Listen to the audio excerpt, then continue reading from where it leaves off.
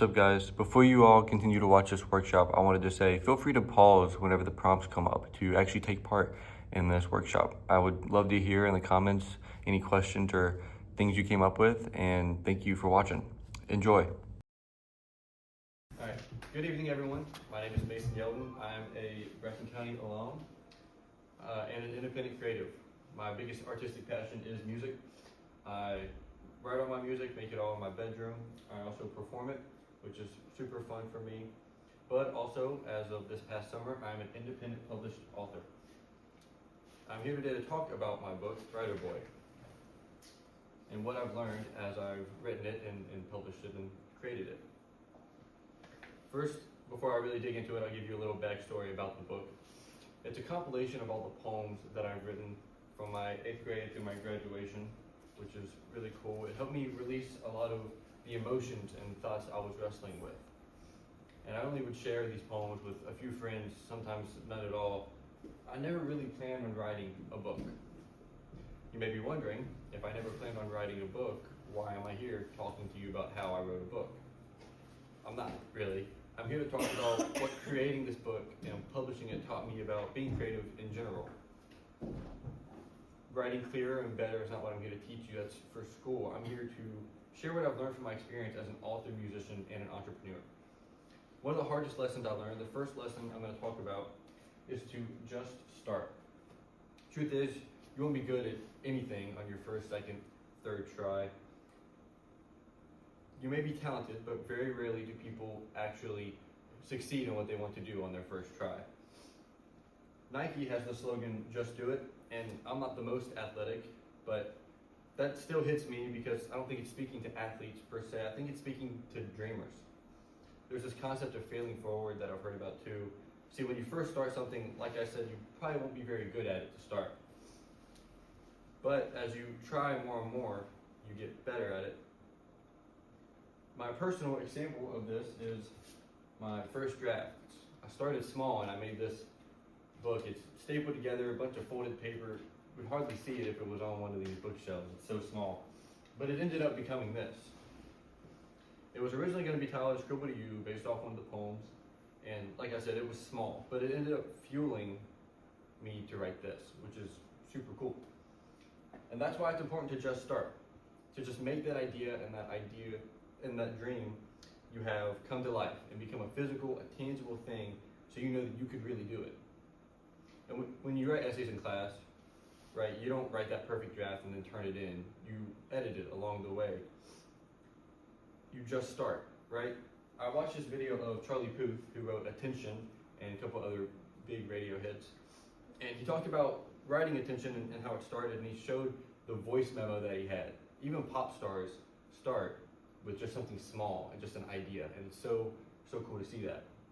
And a lot of people, some of you all even may be thinking that this sounds scary, because you have this fear of failure, which I could say is able to turn into a fear of trying. I think everyone has this fear at some point in time. I definitely do, and I'm working through it. A lot of people stop themselves from being who they're really meant to be by just being scared to fail or try something new. Like I said, I've been that way too, and I can still get that way, but now I have this mindset of taking that risk and learning from failure instead of letting it knock me down. Even if I failed, I try to look at what I did wrong, do it better next time, and learn. Truth is, we'll fail every day at every new thing we try, but those who get up and keep trying and aren't as afraid to learn and fail are the ones who, I would say, would succeed. Those who just start over and over and are able to keep going are the ones who will make it through. They don't let their anxieties hold them back. They let their ambition push them forward.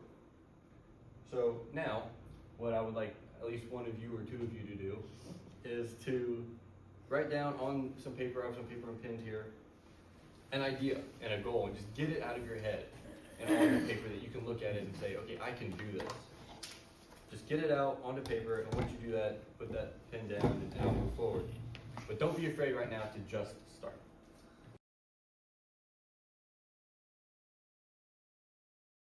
So I'm gonna guess whatever you wrote down is connected to something that you might be passionate about.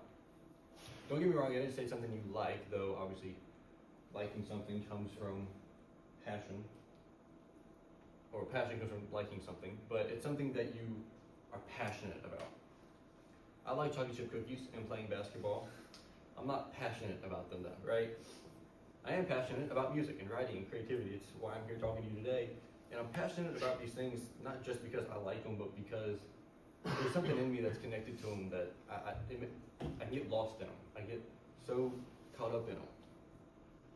My second lesson, if you haven't guessed it already, is to just be passionate. I feel like passion's become a more frowned upon thing more recently. People try to be nonchalant and chill.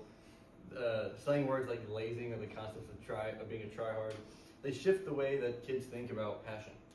And the truth is, you won't work hard at something if you're not passionate about it. You won't really put in that work if you're not passionate enough to push through.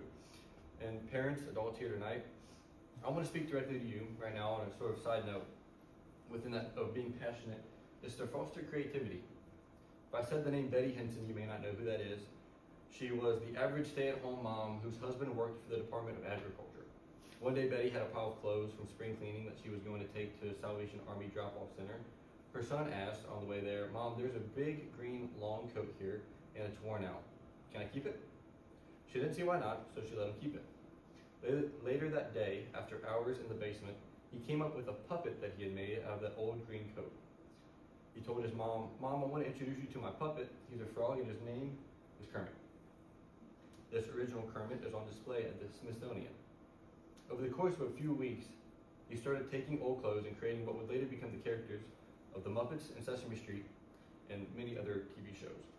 If a kid with such a strong imagination, like young Jim Henson here, can create puppets out of old clothes, think of what your kids or students could do. Think of what you guys can do. Don't let what others say or think about you and your creativity stop you from being passionate. And parents, please foster creativity within the kids. Lead by example even, and be creative yourself and support them as they are creative and imaginative. Coming off of that side note, I want to point out sort of a hard truth I had to deal with early in my creative journey. It's okay to be good or talented at something you may not be passionate about. One of the hardest things I've done in the pursuit of my dreams is quitting baseball. I grew up playing baseball since preschool all the way through middle school, and I'm told by my dad that I could have been a pretty good pitcher and outfielder, especially since I'm a lefty. I may have been somewhat talented at baseball, and I even liked it to an extent, but I wasn't passionate about it, which you could see when I practiced, and it meant I didn't want to put in that work to grow. I was, however, passionate about music. So after quitting baseball, I had more time to work on music, to write, produce, record, and do something I could get lost in for hours. That is what being passionate is about, getting lost in doing the work. I recently watched an interview with Tyler, the Creator, some of you guys might know him. He talked about being a student of your craft, and this kind of changed the way I saw creativity. It was super interesting to me. If we really, really want to be good at something, then we're going to be willing to learn about it. Study the key people and the concepts, the strategies, the ideas, and decide how we as individuals want to go about that too. You don't have to do what everyone else is doing. You should learn from it, take what you like, discard what you don't, and that kind of makes you you. That kind of makes you different. It's not always fun or easy, but that's when passion is especially important because it fuels you to see your dream on the other side and keep going. Ambition pushes you to just start, and your passion pushes you to keep going even when it's hard. Now, I want you to write down just 2 or 3 things you're passionate about. If there are more, go for it. But just some things that you really, really could just get lost in learning about and working on. If you struggle, start by thinking about things you like and enjoy, and think if you could do those forever, or for a very, very long time, for a living even.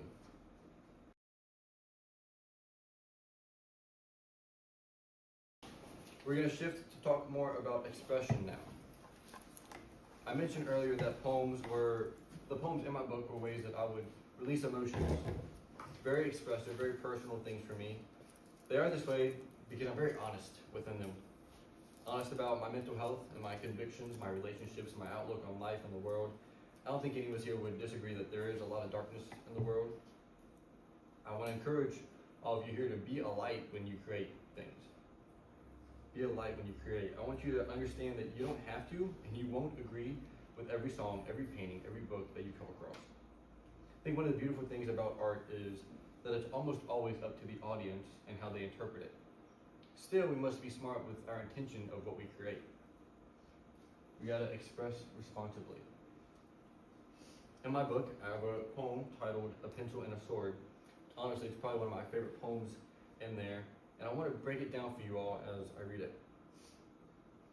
It starts, a pencil and a sword, what do they have in common? One draws blood, the other draws knowledge. I start by comparing two fairly different things, a pencil and a sword. I point out that they do one thing, have one thing in common, they both draw something out of us. A sword draws blood, a pencil draws knowledge. Yet you hold both in your hand, but for different reasons with different plans. When you hold a pencil, you plan on writing something, probably a story or a letter to someone, trying to communicate or entertain the reader. A sword, though, typically used as an offensive weapon to harm someone who may be attacking you or someone you're trying to protect. When a knight offends, he doesn't apologize, so a student shouldn't be sorry for what he writes. A knight offends typically to protect a king or queen, and he doesn't apologize for doing his job. A student writes typically because they're tasked to, so they shouldn't apologize for their opinion. But that's not where it ends. Follow me here. Though with both you must be responsible, don't be an idiot, it could cost you. If a knight is irresponsible with this sword, he could end up harming a fellow knight, the king, the queen, or just losing his job because he's irresponsible with this weapon. If a student writes something nasty or offensive with the intention to be nasty or offensive, they may lose that privilege to write and share their work with others. In the end, both can cut deep. Be careful what you write and the intent it brings. A sword can cut, literally, very deep. A pencil, or what is written with that pencil, can also cut figuratively, pretty deep. We have to be smart with the tools we are given and be aware of the intention behind how we use them. This leads me to something fairly controversial that played a huge part in the publishing of my book. That's AI. More specifically, ChatGPT. I had never published a book. I didn't know anyone who had published a book. So I went to the internet. And I went to the internet through ChatGPT. I use Chat because instead of searching for 2 hours on Google, reading articles, watching videos that I'm not going to remember anything from, I instead gave ChatGPT fairly thought out prompt. What I want, how I want Chat to do it, what I wanted to do, and it helps me out. A few examples of this are here. I gave it a guide on how to publish my book on Amazon, which I ended up doing, which is super cool. And then like the publishing and the production and the printing, everything from top to bottom, marketing, everything, and what steps to take to get those things to come to life. And these are just two, very many. But as you can see, I didn't ask ChatGPT, hey, can you publish this for me? I said, what should I do to publish this? What are the steps I need to take? It did some research for me, which is very helpful, and it taught me how to do the work in a way, but I was the one that uploaded the book. I resized, reformatted the pages to fit Amazon. I edited the plan it gave me. I did the work. I believe there are a lot of people, not just students, who are cheating themselves and many others by using AI irresponsibly. Students, of course, do this, but I think it's way more than just students. There are a lot of tools that are used irresponsibly by humans, I can see in this world. But that tool, that new technology, the sword, the weapon, the pencil, the art, it's never the problem nor the solution to what's going on in the world. Our minds are also one of those tools. As creatives, we must be smart with what tools we use and how we use them, how we express ourselves as we create. Now, instead of having you write anything, I want to open it up to you all, see if you have any questions about my use of AI, the process of publishing the book, before I wrap this up.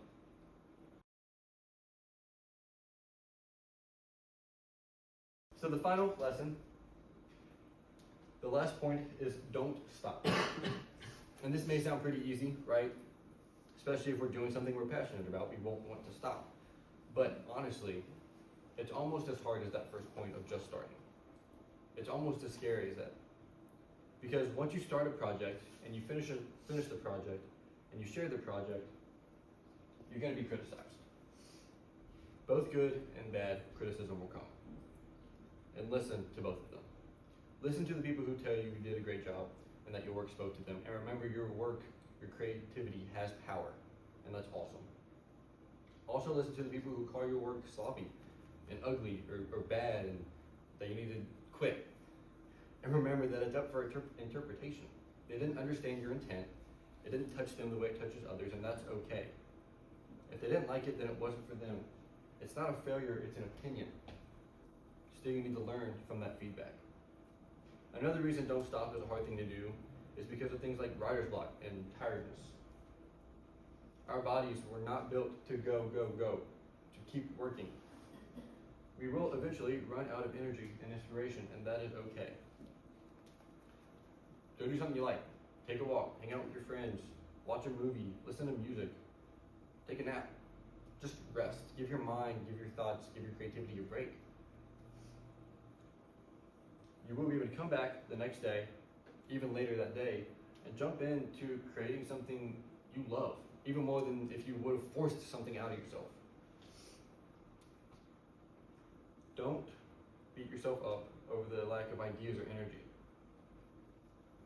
The truth is, with every new poem, every new painting, every new story, every new song, every new thing you create, you're starting this process over again. It's a cycle.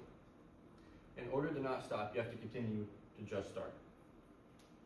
That's what I've learned as an independent creative. Take every day one step at a time, learn from your failures, take risks, and be responsible with how you work. And do it over and over and over again. Just keep doing it. Don't stop doing it. And not everyone's built for this life. I do believe we're all creative in some way. Not everyone's built to be an independent creative or an entrepreneur in this way. But if you feel like you are, or you just want to know how to be more creative, I guess, I want to encourage you to just start, to be passionate, express responsibly, and don't stop. If I can do it, you can do it too, and I really believe that.